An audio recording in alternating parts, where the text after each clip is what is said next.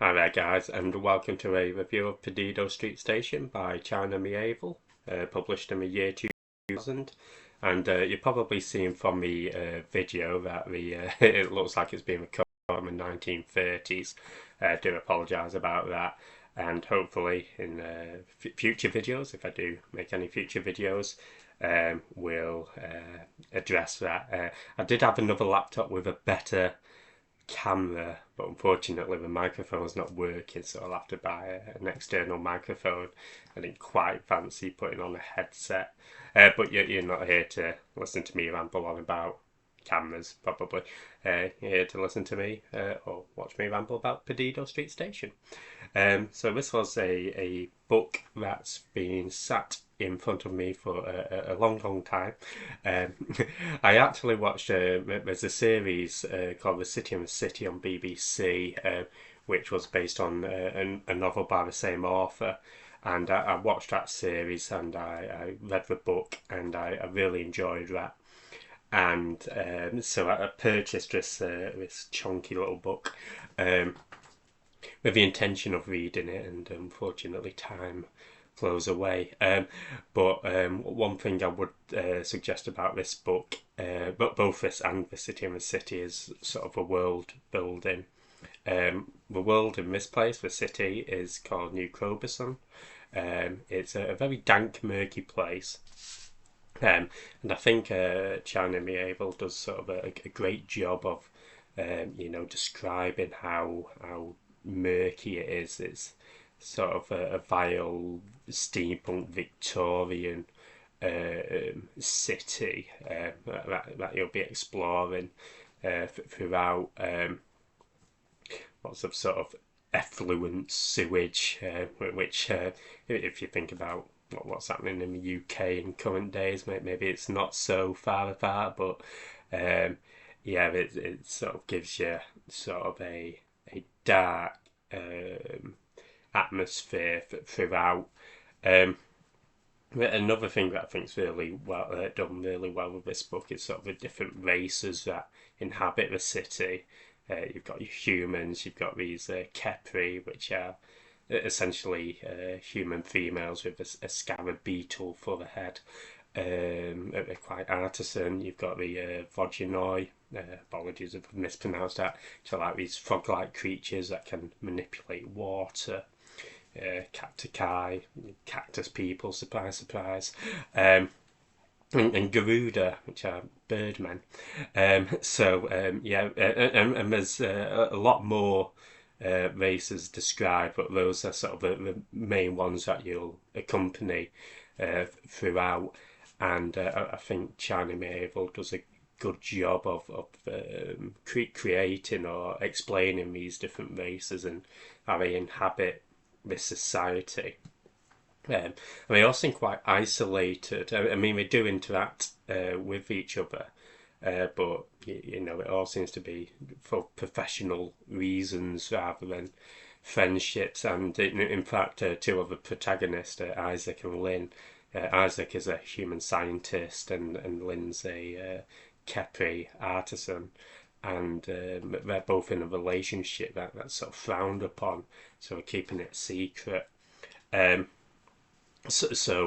Again, it's sort of through their relationship, you get to understand a bit about both of their cultures, and get a bit of an insight into the characters themselves. They're sort of outcasts from, Isaac's a scientist. He's sort of out of mainstream academia. Lynn is likewise a renowned artist, but sort of outside the mainstream. Um, and I think I've mentioned about the dark world. The characters you really get to relate to, but it does lead to a pretty dark ending. In terms of the plot, I don't want to go into too much detail, but I certainly think that it's worth giving it a second video, a bit more of a spoilery video to discuss my thoughts on the ending and the build up to the ending, because I think it's certainly one of those books that have weighed on me since I finished it about 2 or 3 days ago now. Um, but essentially, Isaac, he's the scientist who I mentioned before. He's sort of commissioned by Garuda, so one of his birdmen. And this Garuda, Yagarek, I believe it's pronounced, he's had his wings chopped off because he's committed a crime. And it's not really specified what this crime is, just that it's resulted in this punishment, and he wants it resolved by commissioning Isaac to get him to fly again. Um, so this really sets in motion the plot, because Isaac goes on sort of a flurry of collecting these creatures to study their flight patterns, and over time you'll sort of realise what happens. I won't go into too much more detail. And then separately, you've got Lynn, where she's the Kepri, the lady with the beetle for the head. She's commissioned to create a statue by a gangster called Mr. Motley. And again, it sort of seems quite disparate, but eventually all these plot threads do weave together. And of course, there's a lot more going on, but that's sort of me really putting it down to its bare bones. In terms of the prose, I'd say that it does a good job of, setting the atmosphere, making it's not a place you want to go, I don't think, this city. But the China Miéville does a great job of describing it, and making sure that each place is unique. And to be honest, at first I was reading like maybe a chapter or two a day, because it really gets to work in setting up this city. But over time, when you start getting into the meat of the plot, then you're reading 4, 5, 6 chapters, just racing through it to sort of, because you get hooked, or I got hooked at least, and having the sort of foundation of this city explained to you for the first few chapters.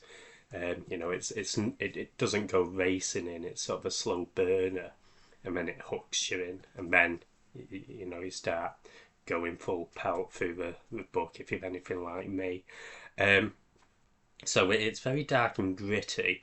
As I say, that the races, the different races, the human, the Kepri, the Voginoi, the Garuda, they're all explained the Cacti, all explained very well. You don't really get a full glimpse into each of the races. There's a bit of background into Lynn. You obviously follow her for quite a bit of a book, so you get her thought process. And obviously Isaac, and I imagine most of my viewers are human, so you probably know how a human would react. But other races, you maybe get a few chapters or bits integrated throughout, but it gives you just enough, and I think that's fine, because it doesn't paint a full picture, but it sort of gives you enough to think this is a living, breathing city, and you can put your own perspective to it, and sort of think, if I was a cactus person who's sort of segregated into one portion of a city, and I get my territory infiltrated, how would you react? One thing I've not mentioned yet is actually there's these things called remade, and it's essentially criminals who get punished by being remade. So there's some quite horrific examples. I won't go into too much detail, but certainly if you're not one for more body horror, you might want to give it a miss. But I think for the most part, the way it's described is enough to sort of make you cringe a bit, and in some cases maybe think that is horrific what they've gone through. But I think one example is the guy who had his mouth stitched up because he wouldn't give away some secrets, and he stitched off his mouth with some flash covering it, and he ended up making himself a new mouth.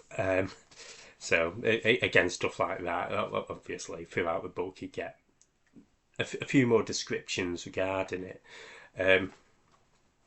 But that sort of gives you a bit of an overview of the justice system, how unforgiving it is, and really throughout the book, it's not a major plot thread that sort of springs out at you, but I think justice is. And you know, it does a punishment for crime. I think that does sort of flow through the book in sort of the background, and it's something to sort of keep in the back of your mind as you read in this. And maybe there's some light-hearted moments. I think through the book you do grow attached to the characters, to Isaac, to Yagaret, to Lynn, and you know, Lynn and Isaac's relationship. So by all means, it's not all doom and gloom, and I think that's sort of what gets you through the majority of the book, just growing attached to these characters and seeing how they get themselves out of the situation that they find themselves in.